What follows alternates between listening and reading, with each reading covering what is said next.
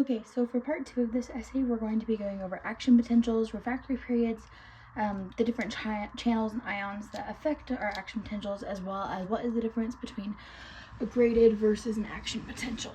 So let's go ahead and just start with the basics of where action potentials occur and then what it looks like. So an action potential is how our cells and our neurons conduct energy, and it's signals that are sent. So oftentimes we refer to our neurons, but we also have action potentials in our cardiac system and our muscles.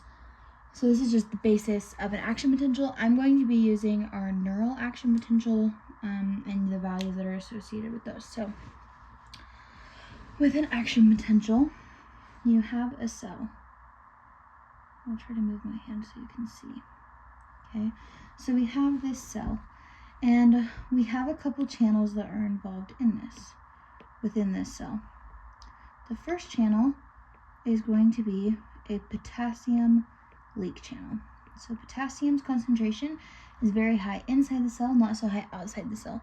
So there's going to be a leak channel that's going to allow potassium to leave.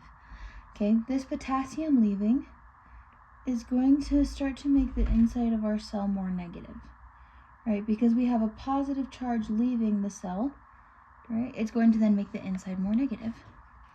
The number that it wants to bring us down to is -70. Okay, so that is our resting membrane potential, -70. Okay, and so this RMP is established by our potassium leak channel. Okay, then there's something up here called threshold. We'll talk about that in a second, but this is our threshold. Okay, then we're going to have some ligand-gated channels. So this is going to be our graded potential. So we'll have a channel, we'll say right here. Okay, and this channel is governed by ions, or ligands, ligands.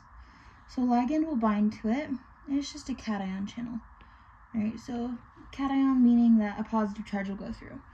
Okay, so a positive charge is going to go through, and it's going to kind of start to bring us up slowly to this threshold.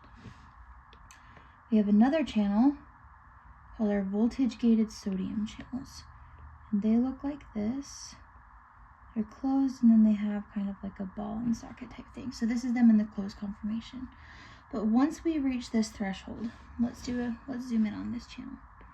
So you've got this, it's like that, and you got the ball and socket.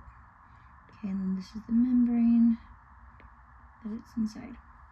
There's something inside this channel that looks like that. It's called, very technically, the springy thingy. And there's calcium within that springy thingy. Okay, so there's positive charges out here, negative charges in here. So what happens is, at rest, right, this positive charge is attracted to this negative charge. So the springy thingy is moving it down, which is causing this to be closed. Okay, but what happens is once you get to a more positive charge inside here, right, so say we get our ligands, we make it more positive, right, now it's going to kind of be repelled, right, that left. So now it's going to be a bit repelled from it, whoops. So now this calcium is going to be like, hey, I don't really want to be here so much. So it's going to open this channel. So that's threshold. Threshold is the opening of this channel that will then allow your sodium to come in. Okay, so that is at our threshold. So now we're going to have what's called a depolarization, where we're going to get a lot more positive depolarization. I think in our neurons we go to about 30. Okay, so that's our depolarization.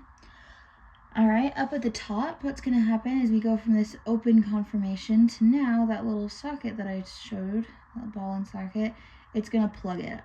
Okay, so that's up here. Another thing that's happening at threshold, it's very slow, but another thing that's happening is you're going to have a voltage-gated potassium channel. We'll just do a V. Right, but at this threshold, that voltage-gated potassium is going to open, although it's very slow, but it's open fully at this top of the depolarization, and that's when this closes. So when this closes, your other one, we'll just draw it like that, it's open, now your potassium can leave. So when this one closes, your potassium is fully open. Okay? So now you're going to start to have all of your potassium leaving again. And you're going to get down to here. This is called your repolarization. And oftentimes you're going to go below resting membrane potential, and that's called hyperpolarization. The reason why we hyperpolarize is because our potassium channels are very slow to close. It takes a very long time for them to close.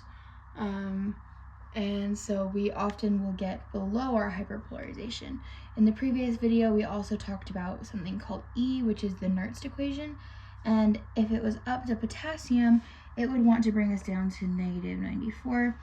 So that's what's happening here. It's just really trying to make you negative. But then again, we have these ligand-gated channels, and so we're going to get back up to our resting membrane potential once everything is set. You also have other factors. You have like hydrogen higher in here, calcium's higher out here, bicarb's higher out here, right?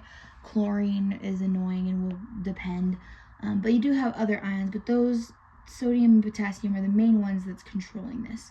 And then the calcium of the springy thingy will also play a role as well. But okay, so now we have to talk about refractory periods. So think of going to the bathroom. This is a funny analogy. Once you flush the toilet, you cannot flush it again, like right away, right? That is an absolute refractory period. So our absolute refractory period, we'll go ahead and color it. There's a hair. So this is our absolute refractory.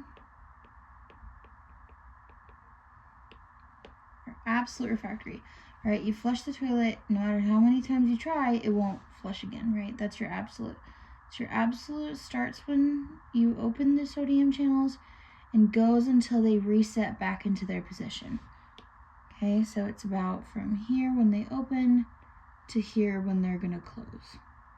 Well, it's probably more like there, but it's okay. Okay, so that's going to be your absolute refractory period. So it's when your channels go from here, right, and they'll go to the closed one, the inactive, and then it'll go back to the rest.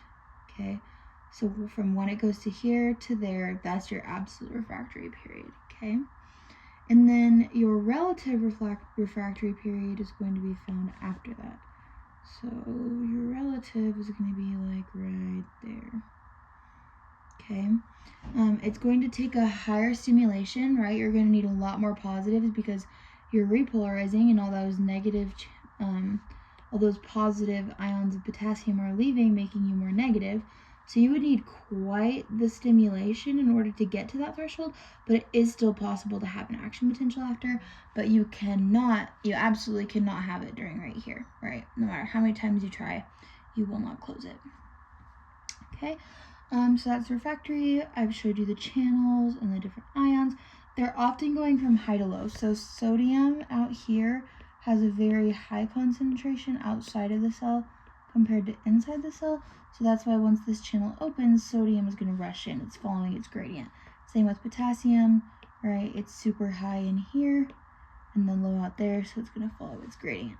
Okay, and in the first video, we'll talk about the Nernst and the driving force and stuff, but that is going to be the kind of currents that they're following. And then the graded potential, we can kind of zoom in a little bit more on that. So that's the action potential, right? And action potential is when you get this full thing. You reach threshold, you depolarize, you repolarize. Graded potential in a neuron is a little bit, or I guess it can be a little more complicated than what I've drawn out here. So you have your voltage-gated sodium, right? This is your axon hillock. It decides whether or not you're going to have like an action potential. But you do have some things over here that we can talk about for our graded. Our gradeds are going to be found over here. So you can have a couple of different signals for this graded. So say one of them is a sodium channel, right? You got a sodium.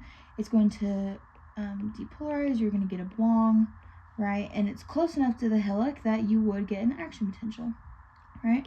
But say that you had a chlorine going right here, right? This is a chlorine channel, but this is a sodium channel.